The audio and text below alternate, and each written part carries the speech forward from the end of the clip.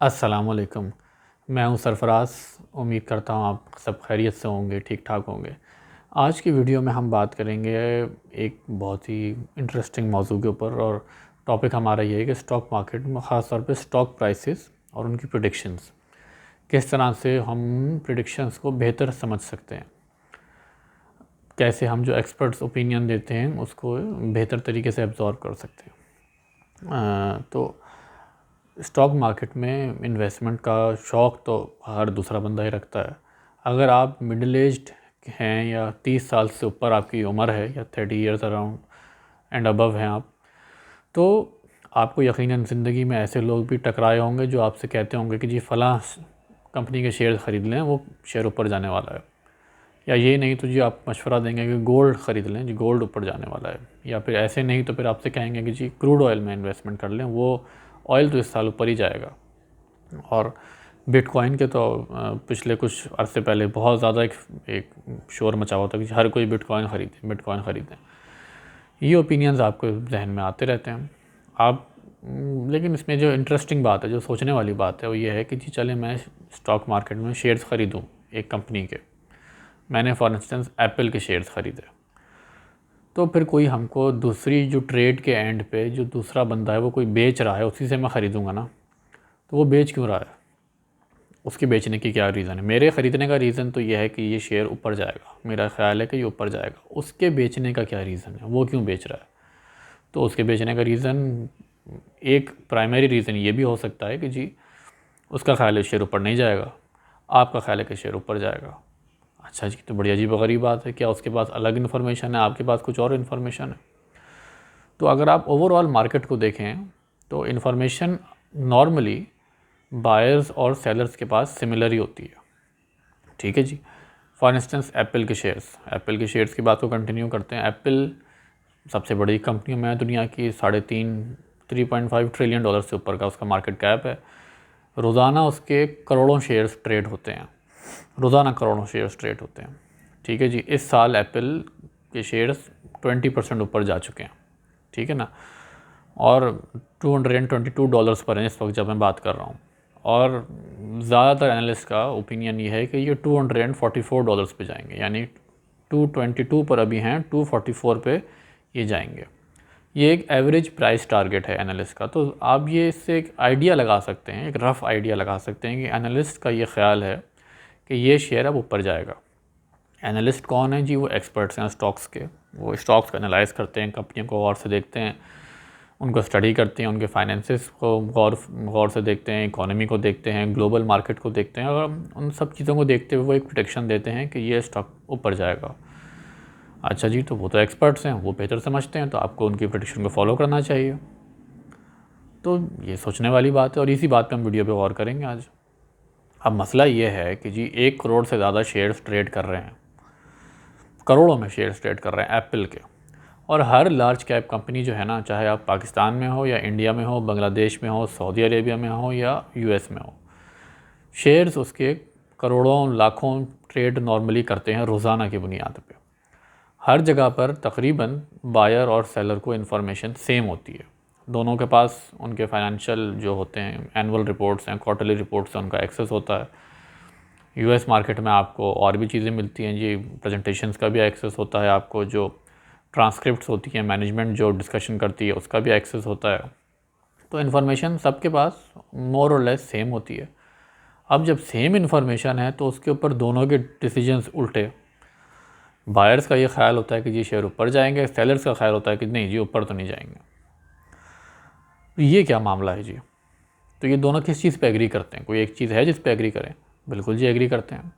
दोनों एक पॉइंट पे एग्री ये करते हैं, चाहे बायर हो या सेलर, कि जो इस वक्त करंट प्राइस है ना मार्केट की, ये तो गलत है। दोनों का ये ओपिनियन होता है कि जो इस वक्त करंट प्राइस है ये गलत है, या तो प्राइस ऊपर होनी चाहिए या नीचे होनी चाहिए। तो दोनों को भाई इतनी क्या इनमें इतनी कोई ख़ास बात है कि इनका ख्याल है कि ये मार्केट से ज़्यादा बेहतर जानते हैं किसी चीज़ को? तो उसका जवाब ये है कि ज़्यादातर केसेस में कोई ऐसी ख़ास बात नहीं होती। जो उनका बिलीफ होता है वो उनके जो उसका नॉलेज होता है उसकी बेस पे बना होता है, और अक्सर केसेस में ये बिलीफ होता है ये एक इल्यूजन होता है, ये ओवर कॉन्फिडेंस का नतीजा होता है। इसको आपको हरगिज़ अंधाधुंध फॉलो नहीं करना चाहिए। ख़ुद भी ज़रा चीज़ों को देख लेना चाहिए, समझ लेना चाहिए, और आपको ये जहन में रखना चाहिए कि कितना ही बड़ा एनालिस्ट हो, कोई भी हो, प्रिडिक्शन अच्छे से अच्छे, बड़े से बड़े एनालिस्ट की भी गलत साबित हो सकती है। चाहे वो गोल्डमैन सैक्स हो, चाहे वो सिटी ग्रुप हो, कहीं से भी हो, कितने ही बड़े इन्वेस्टमेंट बैंक्स हो, कितना ही बड़ा एक्सपर्ट हो, प्रिडिक्शन सबकी गलत साबित हो सकती है और होती भी रही है। इसकी मिसालें कई दुनिया भर में आपको मिलेंगी। फॉर इंस्टेंस एक बहुत मशहूर मिसाल ले लेते हैं। एक साहब हैं जोसेफ स्टिग्लिट्स। जोसेफ स्टिग्लिट्स जो हैं वो नोबेल इनाम याफ्ता इकोनॉमिस्ट हैं, नोबेल अवार्ड जीत चुके हैं ये, और मुझे पर्सनली बहुत पसंद हैं, बहुत ज़बरदस्त इकोनॉमिस्ट हैं।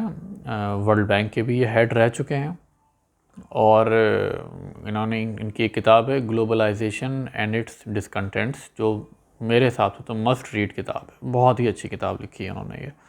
IMF के क्रिटिसिज्म है IMF के ऊपर सॉरी। तो उन्होंने प्रेडिक्शन की थी, जो नोबेल लॉरेट हैं, तो उन्होंने प्रेडिक्शन ये की थी 2002 में कि US के अंदर मॉर्गेज फाइनेंस कंपनियां हैं अभी भी, फैनी में और फ्रेडी मैक, ठीक है, शॉर्ट फॉर्म्स हैं ये, US बैक्ड हैं दोनों की दोनों कंपनियां, US backed, US government backed हैं, तो बहुत ही सेफ़ एंड सिक्योर। इन्होंने उनका एनालिसिस किया और नतीजा उन्होंने ये निकाला कि ये कंपनियां जो हैं, ये इनकी फाइनेंशियल हेल्थ बहुत अच्छी है, इनका बैंक्रप्सी का रिस्क जो है ना वो बहुत ही कम है। ये जोसेफ स्टिग्लिट्स साहब ने ये नतीजा निकाला इनका, खूब इन्होंने इत्मीनान से एनालिसिस किया और उस पर यह नतीजा निकला। कुछ ही अरसे बाद, कुछ सालों के बाद, दोनों कंपनियां जो थीं वो बैंकरप्ट हो गई थी, ऑलमोस्ट बैंकरप्ट हो गई थी। उनको बेल आउट कराना पड़ा, तकरीबन $190 बिलियन US गवर्नमेंट ने उनको दिए हैं, तो वो बची हैं, वरना वो फारिग हो गई थी। तो इतने बड़े इकोनॉमिस्ट की प्रेडिक्शन भी गलत साबित हो गई। एक और जो बहुत ही मशहूर मिसाल है वो गोल्डमैन सैक्स की है। गोल्डमैन सैक्स इन्वेस्टमेंट बैंकिंग में, एनालिसिस में सबसे बड़ा नाम समझा जाता है। जो टॉप के एनालिस्ट होते हैं वो गोल्डमैन सैक्स से एसोसिएटेड होते हैं, वॉल स्ट्रीट के बादशाह कहलाए जाते हैं ये लोग, और होते भी बहुत हाईली क्वालिफाइड लोग हैं, हार्वर्ड से पढ़े हुए होते हैं, बड़ी बड़ी जगहों से पढ़े हुए होते हैं, बहुत एक्सपीरियंस रखते हैं। तो जी गोल्डमैन सैक्स ने एक दफ़ा प्रेडिक्शन की थी 2008 में कि ऑयल की जो प्राइसेस है ना ये $200 पे जाएंगे। अच्छा जी, प्रेडिक्शन करने वालों में अर्जुन मूर्ति साहब शामिल थे। अर्जुन मूर्ति साहब ऑयल इंडस्ट्री के एक जायंट हैं।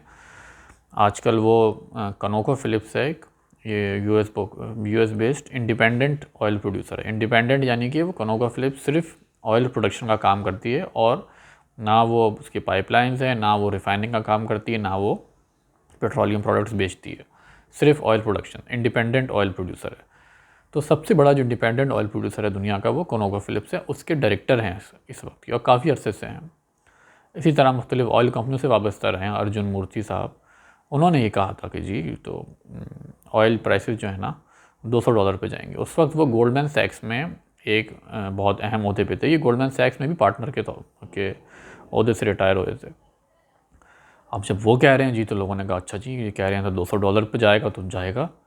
ऑयल ऊपर आते आते वो $150 पे तकरीबन आ गया था, लेकिन साल के एंड पे वो $30 पे क्रैश कर चुका था।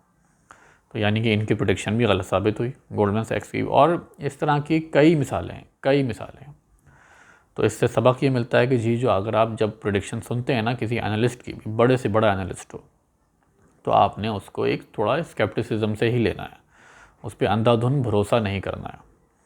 और यही बात होती है अगर आपको कोई आपका दोस्त कहे, कोई बज़ाहिर कोई एक्सपर्ट आदमी कहे कि फ़लाँ चीज़ आपको परचेज़ करनी चाहिए, इन्वेस्टमेंट करनी चाहिए, वो भी आपको बात सोच समझ के ही सुननी है। अंधाधुंध भरोसा नहीं करना है। भाई आपके पैसे हैं, ज़िम्मेदारी अल्टीमेटली आप पर आएगी, तो अंधाधुंध भरोसा नहीं करना है। ये याद रखना है कि जिन लोगों के पास चीज़ों का नॉलेज होता है, जो एक्सपर्ट्स होते हैं, वो अमूमन ओवर कॉन्फिडेंट भी हो जाते हैं। तो वो ओवर कॉन्फिडेंस में ऐसी चीज़ें कह जाते हैं जो कि उनको नहीं कहनी चाहिए थी। दूसरी रीज़न ये भी होता है कि बहरहाल वो इंसान है, उनसे गलतियाँ भी होती हैं, तो उसका आपको मार्जिन रखना है, क्योंकि जी नुकसान तो होगा आपका, उनका तो नहीं होगा। उन्होंने तो प्रेडिक्शन दे दी, खुद नहीं लगाया, नुकसान आपका होगा। तो ये आपको हमेशा ख्याल रखना है। दूसरी चीज़ ये याद रखनी है कि ख़ुद भी ओवर कॉन्फिडेंट नहीं होना है। ठीक है जी, गलतियों की गुंजाइश हर वक्त मौजूद होती है, स्पेशली जब आप फ्यूचर को प्रिडिक्ट कर रहे हो, क्योंकि फ्यूचर में जैसे हमने एक वीडियो में पहले बात की थी कि अनलिमिटेड अनफोर्सीन फैक्टर्स होते हैं जो कि आप अकाउंट फॉर नहीं कर सकते। जो 2008 में क्रैश हुआ था, जिसके बाद ऑयल प्राइसेस गिरी थी, तो वो तो ग्लोबल फाइनेंशियल क्राइसिस था, भाई कौन देख सकता था। अर्जुन मूर्ति साहब ये कहेंगे कि भाई हमको क्या पता था कि ग्लोबल फाइनेंशियल क्राइसिस आ जाएगा, तो ये एक बहाना है उनके पास। दूसरे बहरहाल उनको कहेंगे कि भाई आपको क्यों नहीं पता था, आपको नहीं दिख रहा था कि जी मॉर्गेज रेट्स कहाँ जा रहे हैं और इतनी होम ओनरशिप इतनी खौफनाक सूरत हाल इख्तियार कर रही है, बबल बनता जा रहा है रियल इस्टेट सेक्टर में, ये भी कहा जा सकता है। बहरहाल मेन चीज़ ये है कि ओवर कॉन्फिडेंट हो जाते हैं लोग, और आपको ख्याल रखना है, नंबर 1। दूसरी चीज़, ख़ुद भी ओवर कॉन्फिडेंट नहीं होना, चाहे आप एक्सपर्ट हो चुके हों अपनी फील्ड के। हमेशा गलती की गुंजाइश होती है और हो भी सकती है। आज की वीडियो में बस इतना ही, फिर अगली वीडियो में मिलेंगे। अच्छा, सब्सक्राइबर्स आना शुरू हो गए हैं, बहुत खुशी हुई मुझे। आज कल मैंने देखा कि 100 से ऊपर सब्सक्राइबर्स क्रॉस कर गए थे, तो नए सब्सक्राइबर्स जो हैं उनका बहुत बहुत शुक्रिया। और आप लोग जो नए व्यूअर्स हैं वो भी ज़रूर सब्सक्राइब करें। आप सब्सक्राइब करते हैं तो इनकरेजमेंट होती है, और फिर इस तरह से ये वीडियो आती रहेंगी और सिलसिला चलता रहेगा। देखने का बहुत बहुत शुक्रिया। अल्लाह हाफ़िज़।